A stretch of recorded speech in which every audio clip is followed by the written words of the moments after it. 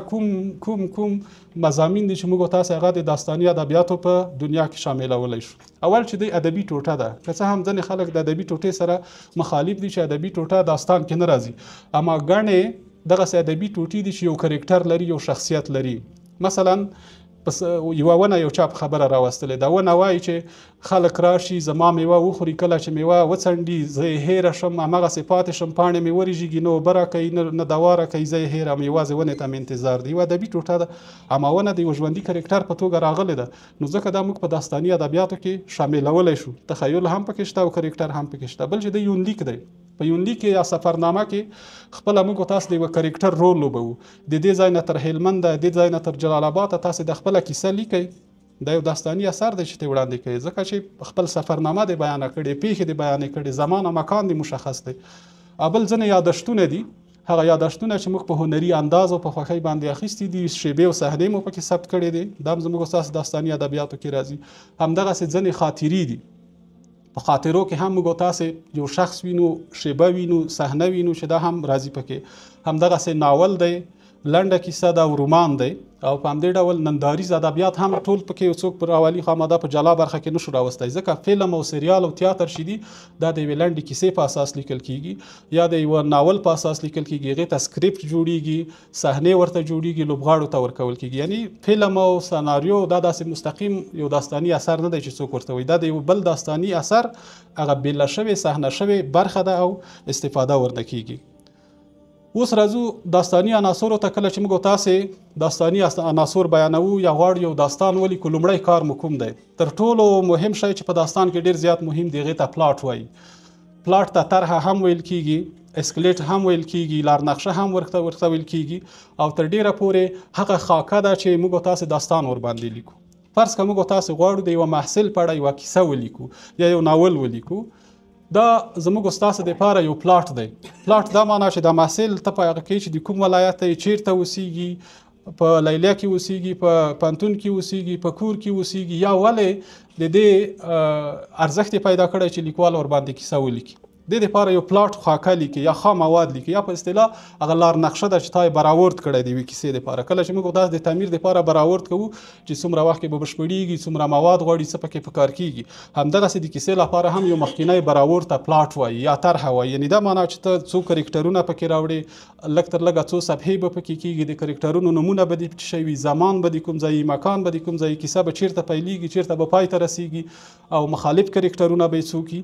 دغسې یو بیرونی براورد دی چې ته دې لپاره کوي، یعنی طرحه ده یا اسکلیټ دی او یا لار نقشه ده ستا د کیسې، اما پیښه نه ده. پیښې ته وروسته راځم. پلاټونه زموږ ستاسې معمولا په دوه برخو ویشل شوي دي. یو پیښ محوره پلاټونه دي، یا هغه پلاټونه دي چې د پیښو په اساس شوي، یا معمولا دغه اوس چې څوک مستند داستانونه تاسې لیکي یا یې وګورئ، دا تر ډیره پیښ محوره دي. یا که تاسو ته د خالد زدران 15مه دقیقه ده که څو، دا وګورئ، دا یو پیښ محوره داستان دی، د پیښو پر اساس باندې لیکل شوی. خپله د 15 دقیقې د یوې پیښې تصویر دی چې 10-15 دقیقې دي چې برخلیک یې بدل کړی دی، مرګ او د ژوند کیسه پکې راغلی. یعنې دا معنا چې پر پیښو باندې استناد دي. په دې کې تر ډیره پورې موږ خالد زدران نه وینو، یعنې هغه پیښې ارزښت راکوي، په دې کې بیا په څنګزنه توګه دا یې هم راښکاره کیږي. پیښې تر ډیره نورو خلکو مخ ته وړي دي. بل کرکټر محوره داستانونه دي. کرکټر محوره داستانونه هغه داستانونه دي چې تر ډیره پورې په یوه کرکټر باندې راسرخیږي. تاسو که د میرویس نیکه ناول راواخلئ یا د شیرشاه سوري ناول راواخلئ، دلته تر ډیره تر وروستیو شیبې پورې څنګه چې ناول نوم دی، همدغه کرکټر پکې راوړي. کرکټر محوره پلاټ دی، نو ځکه به د کرکټر ټول کړوړه پیژنئ، د هغه ټول عادتونه باید وپیژنئ، شخصیت یې کړوړی، دا ټول یې پکې.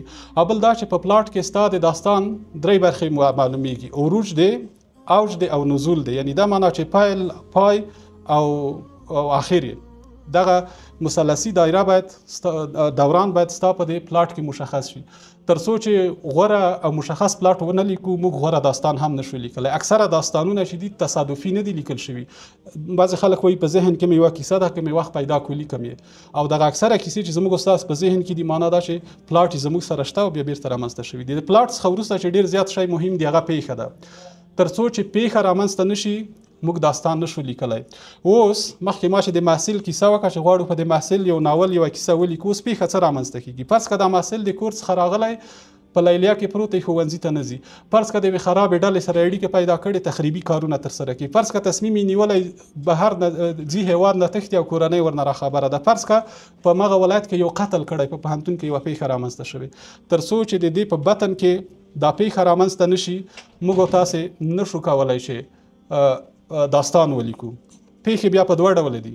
ځینې دغسې پیښې دي چې موږ او تاسې خپله رامنځته کوو او ځینې پیښې داسې دي چې رامنځته شوي دي. معمولا په بهرنیو هیوادونو کې یا بهرني داستان لیکوال چې دي هغوی تخیلي کیسې لیکي.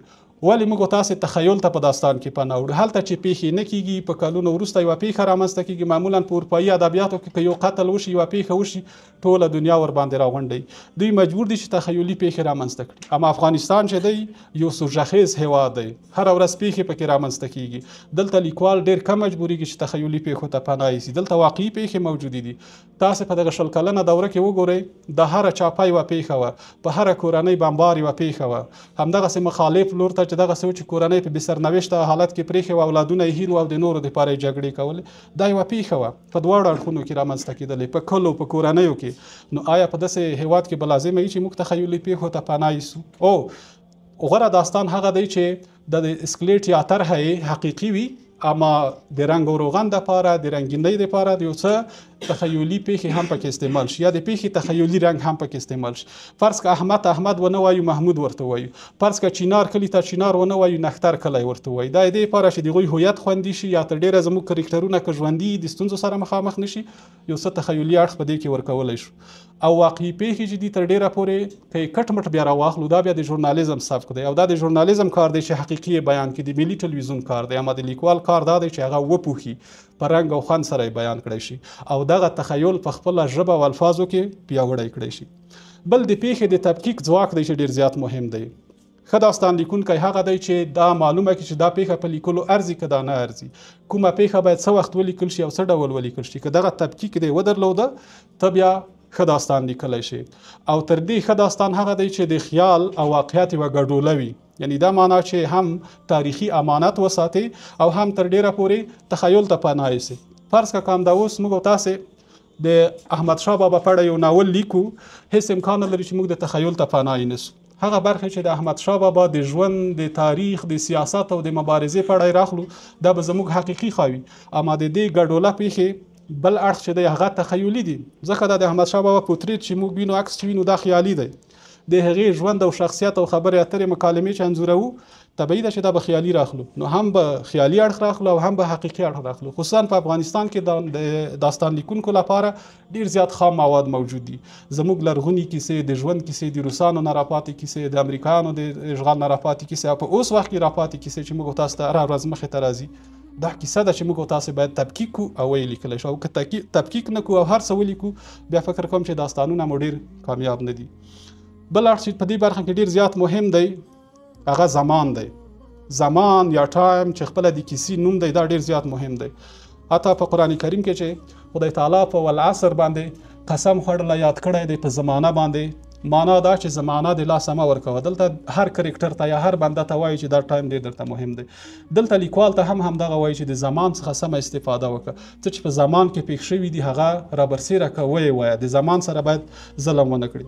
نو لږ تر لږه موږ چې کله د زمان خبرې کوو، یو کولی زمان دی، یعنی دا معنا چې په کول کې یو وضعیت راخلو. فرض که په دغه 100 کالونو ته یو داستان لیکې په کول کې راخلی، دا یو کولی تصویر دی چې وړاندې کوي په 100 کالو کې دا شی کېدل، دا شی کېدل، اما زمان او مکان د معلوم نه دي چیرته کېدل.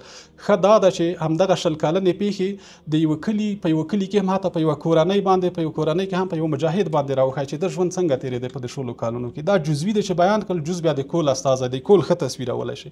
معمولا وایي هغه لیکوال چې ډېر جزئیات نه لري هغه په کول کې خبرې کوي، په کول کې لګیایي. نو ښه داستانونه هغه دي چې د جز نه راشروع شي، د یوه شخص نه، د یوه کرکټر نه راشروع شي او کیسه بالاخره وده وکړي. ځکه دا کیسه چې دا تر ډېره پورې د سرچپه هرم په اړه ده. معنا دا چې اول جزوي خبرې کیږي او بالاخره آخري خبرې ته راځي.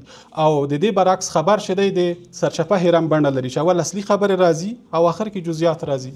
په خبر کې موږ وایو چې په پیښه کې 15 کسان ووژل شول، خبره واضح شوه، اما په کیسه کې د مرګ خبره تر ټولو وروسته راځي، ځکه دا هرم د دغې خلاف دی او دا په همدې جزئیږي. بل چې دی ولاړ او متحرک زمان دی.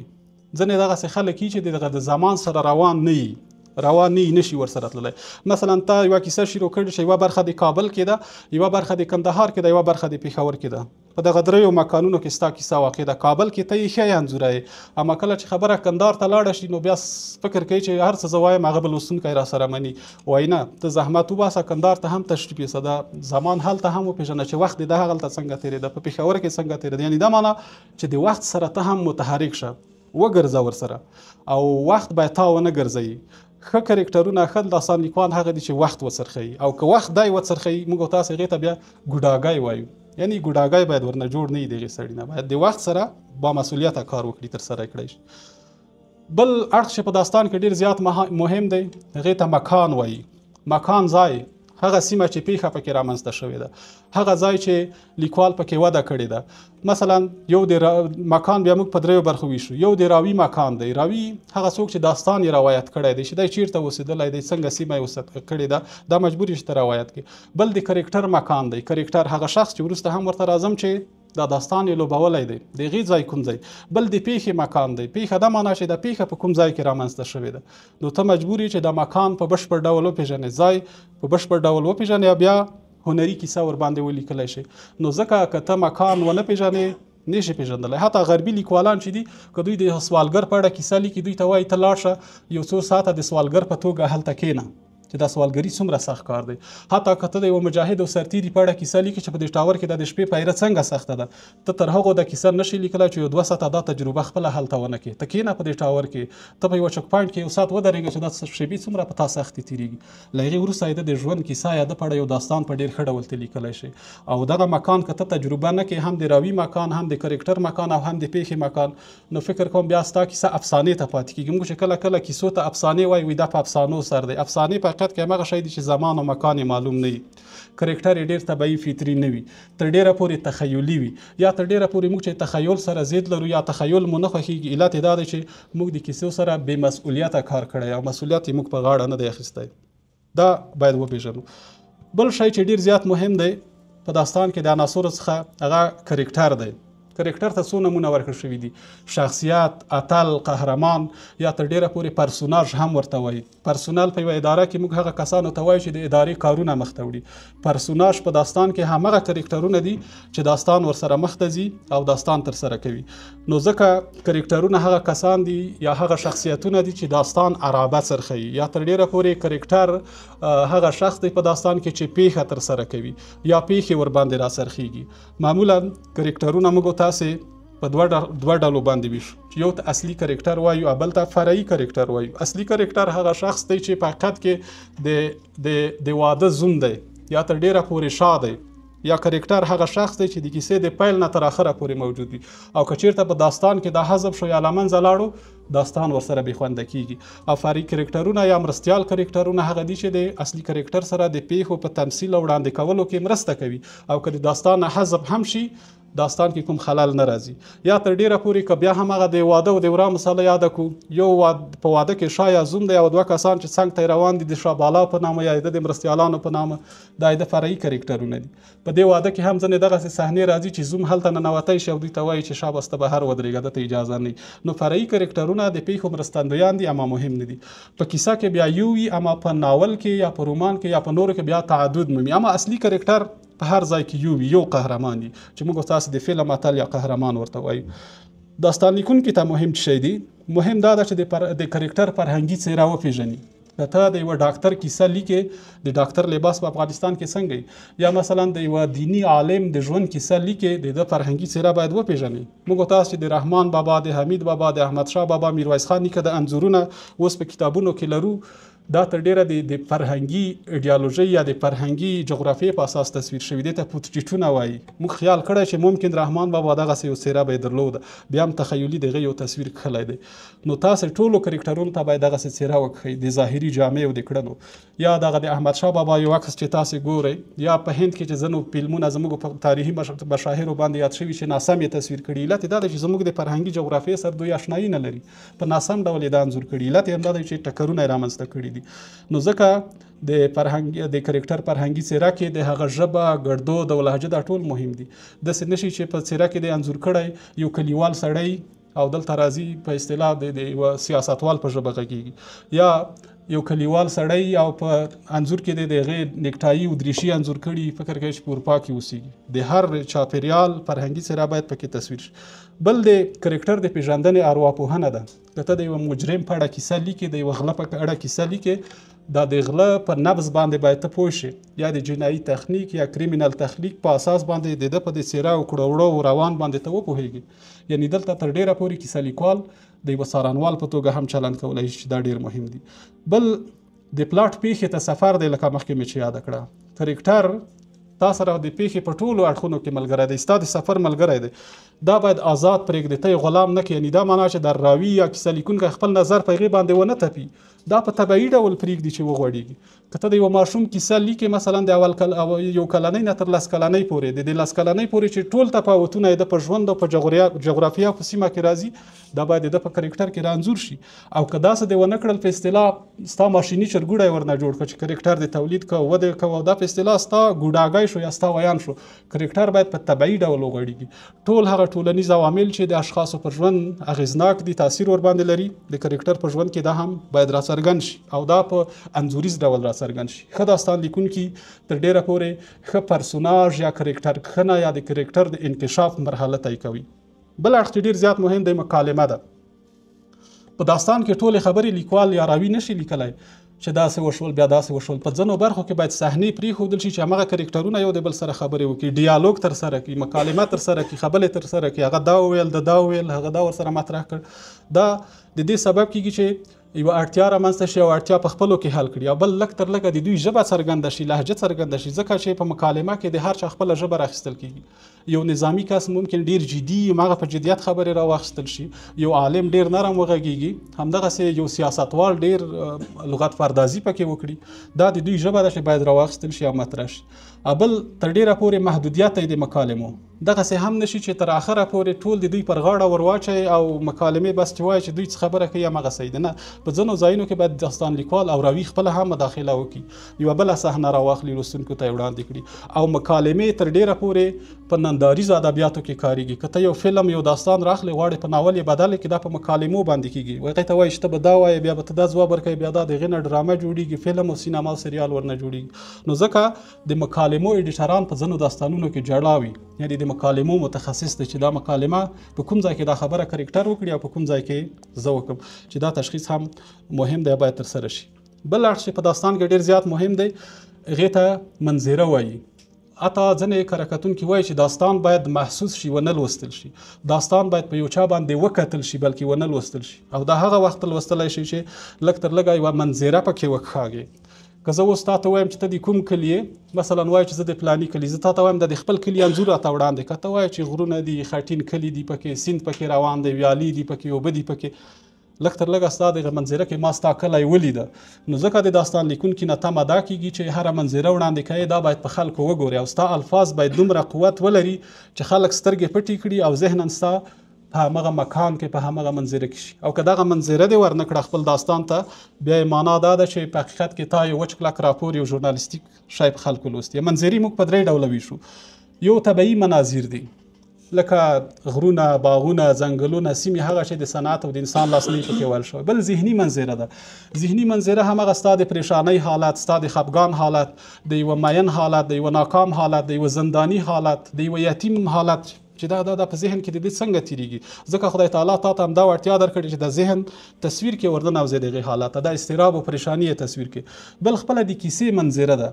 د کیسې منظره دا معنا چې د کرکټر د چې څنګه تصویر کړی دی، د دې د جامو بدلون، د کړوړو بدلون، یا تر ډېره پورې په کیسه کې چې دا صحنې سره را بدلېږي، دا چې ستا کیسه په کلي کې ده، په ښار کې ده، په سفر کې ده، په کوم ځای کې ده، همغه منظره باید ستا سره شي. یا په بله معنا د ښار تصویر او د کلي تصویر څنګه سره تطبیق کوی شي، یا تر ډېره پورې د یوه پوهنتون تصویر، د یوه روغتون تصویر، دا څنګه سره کوي. دا د کیسې په منظره پورې اړه لري چې دا کیسه په کوم ځای کې تمثیلوي، همغه مشاهده باید په همغه ډول ترسره شي او په همغه ډول وړاندې شي. نو دا هم ډېره زیاته مهمه ده. بل چې دی د کیسې اټوموسفیر دی یا فضا ده، چې دا فضا هم ډیره مهمه ده. لومړی دا چې د کیسې محتوا ده.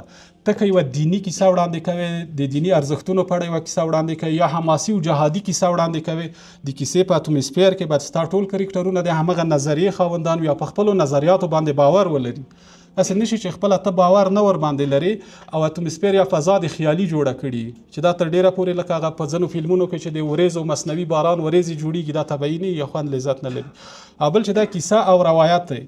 کیسه او روایت په دې معنا چې په کیسه کې موږ کله کله یو شی راخلو علت هم بیانوو او په روایت کې موږ علت نه بیانوو چې واقع شوي په همغه ډول باندې شوي دي. کله کله چې روایت وایي پلاني ویل پلاني ته پلاني ویلو پلاني ویل، یعنی دا معنا چې د دغه امانت رعایت د نقل قولونو رعایت دا هم باید په فضا په د کیسې په اتموسفیر یا فضا کې کل شوي وي.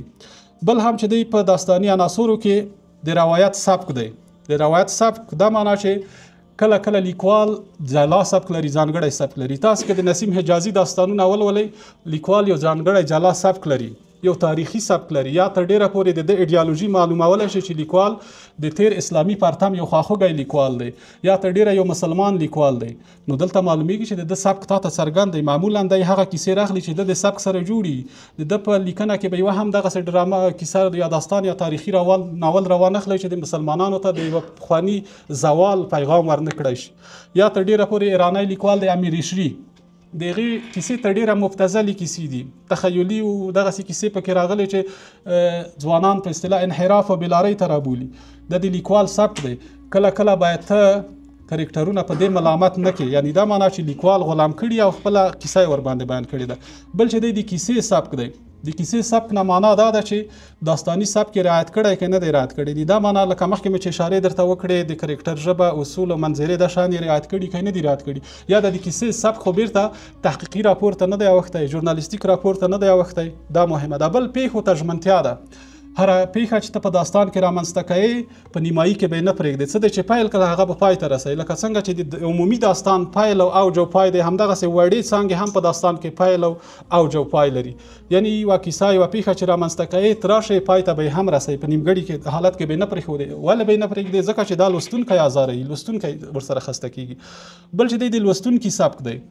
داستان لیکوال باید خپل لوستونکی هم په نظر کې ونیسي چې په اوس زمانه کې زما لوستونکی کومو کیسو ته ډیره زیاته اړتیا لري، یا په د اوس زمانه کې د کومو کیسو بازار ډیر زیاتو دی. فرض کړم دا اوس ګوري تاسو کې وګورئ د تاریخي کیسو، د جهادي کیسو، د حماسي کیسو لوستونکي ډیر زیات دي. دا د لوستونکي سبک دی چې دغسې کیسو توقع زیاته لري. نو لوستونکی هم باید خپل سبک په دغه مساله کې عیار کې ورته وګوري. مثلا جمهوریت وختونو کې د نسیم حجازي په ګڼو ناولونو یو ډول بندیز لګېدلی و، وایي چې دا ځوانانو ته تر ډیره پورې جهادي مفکوره ورکوي یا تر ډیره حماسي روزي. یعنی لیکوالانو سبک سانسور کړی و په دې برخه کې، چا په دې سبک کیسې نه شوی لیکلی. یا تر ډیره پورې که چا کیسې هم لیکلې په مستعارو نمونه به یې لیکلې. اما په اوس زمانه کې د لیکوال سبک معلومیږي چې د دې برخې ازادي ورکړل شوې ده چې خپلو ارزښتونو ته د ژمنتیا، تاریخ ته د ژمنتیا، د ځوانانو د معنوي روزنې دپاره خپل سبک په دې ډول وکاروه. نو ځکه د لیکوال سبک باید څرګند شي په ځینو مسایلو کې، اما د داستانونو او کرکټرونو په ژبه کې را څرګند شي، خپله پکې مداخله ونه کړي. خسته شوي خو نه یې انشاءالله. نه سبک چې دی په اصطلاح کې سټایل او لارې او طریقې ته وایي. سبک معنا دا ده چې د یو لیکوال ځانګړې ایډیالوژي ولار، د لیکلو طرز، د لیکلو د موضوعاتو یو موضوعاتي سبک دی، بل ژبنی سبک دی. دا معنا چې زما سبک دا دی چې زه دغه موضوعات ډیر وړاندې کوم، دا باید وړاندې شي. بل چې دی شخړه ده. شخړه په دې معنا چې د داستان باید په سیند کې د روانو اوبو په څیر نه وي چې بس څنګه روان یې همغسې به مخته ځي. دې ته به ټکرونه راځي، ستونزې به راځي. فرض که تاسو د یوه مجاهد داستان لیکئ، دا داستان هیڅ امکان نه لري چې تاخره د نه بندي شوی، نه د چاپه ور باندې وهل شوی، نه د چا یوه بده خبره ور باندې کړي، بس همغسې د خیالي قهرمان غوندې لګیا. دا به د زندان سره مخامخ کېږي، د بدو خبرو سره به مخامخ کېږي، د کور د مهاجرت پکې ستونزې کړاوونه به پکې. دې ته شخړه او ټکر وایي، لانجه وایي چې یوه لانجه به پکې راځي. او دا لانجه تر ډېره په لوستونکي باندې ډېره ګټه لري. او دا معنا چې جستجو، راویښېدل او یوه پیښه رامنځته کېږي په دې کې. تاسو معمولا که سیاسي بحثونه واورئ، کله کله سیاسي بحث چې تلویزیون کې اورئ تاسې خوب ورسره وړي وي، یا که ما دوه کرکټرونه یو د بل سره شخړه او جنجال وکړي، هغه پکې راپاڅي. زموږ په تلویزیونو کې اکثره وهل او سوکان هم پکې راشي کله کله. نو تاسو دستي ورته بیدارېږئ او دا شخړه ستاسې د داستان هغه بڼه بیرته نوې کوي. نو په داستان کې هم د مثبت او منفي کرکټر، د ښه سړي او د بد کرکټر ترمنځ باید یو ټکر راشي، یوه شخړه راشي او تاسې راویښ کړي. او بل دا چې د کرکټر ذهنیت دی د هغې نه را پیدا کېږي پیښه، کله د کیسې د بهر لوری هم دا ټکر را پیدا کوي. یوه مسئلې ته یو څوک په یوه سترګه ګوري، بل په بله ګوري. بل د مسألو اهمیت دی، یو څوک ډېر اهمیت ورکوي، یو څوک کم اهمیت ورکوي. د دغه تفاوت په سبب په کیسه کې ټکر رامنځته کېږي. بل چې دی سسپنس یا تلوسه ده. تلوسه څه شته وایي؟ تلوسه اصلا دې پوښتنې ته ځواب وایي په داستاني ادبیاتو کې چې اوس به څه کېږي. کله کله یو داستان دغسې حالت ته رسېدلی چې هلته د لمانځه وخت هم د ډوډۍ وخت هم ستا نه ټول هېر شي، جمع هم درنه قضا شي، وایي ته وده خلاص نه کړم نه پرېږدم، بیا یې راواخلې. بعضې خلک وایي ډېر سخت یې نیولی یم دې داستان. دا د تلوسې اوج دی، یعنې دا معنا چې ستا پوښتنې دومره زیاتې شي چې داستان پرې نه ږدي. او دا مهم مشهور کیسه لیکوال کوي، په پیښو پسې پیښې، په پیښو پسې جدیت او اهمیت او ناڅاپي پیښې پکې رامنځته کېدل. او بل د تلوسې هدف دا دی چې لوستونکی له ځان سره وساتي. دا لوستونکی ستا د داستان باید خسته نشي، تر اخره باید درسره ملګری وي، او دا د تلوسې په وسیله ساتای شي. او بل چې دی د تلوسې معنا د برخلیک انتظار دی. ښه خلک په داستان کې له ښه برخلیک سره مخامخ کېږي او ناوړه د خپلو اعمالو په سزا محکومیږي. او د دغه برخلیک لپاره انتظار په حقیقت کې په داستان کې تلوسه راټوکوي. او تلوسه که په کوم داستان کې نه بیا دغه درې تاوانونه هم کوي. دا معنی چې د لوستونکي سره پوښتنه نشته، بې تفاوته لوستونکي سره مخ او لوستونکی نشي ساتلی.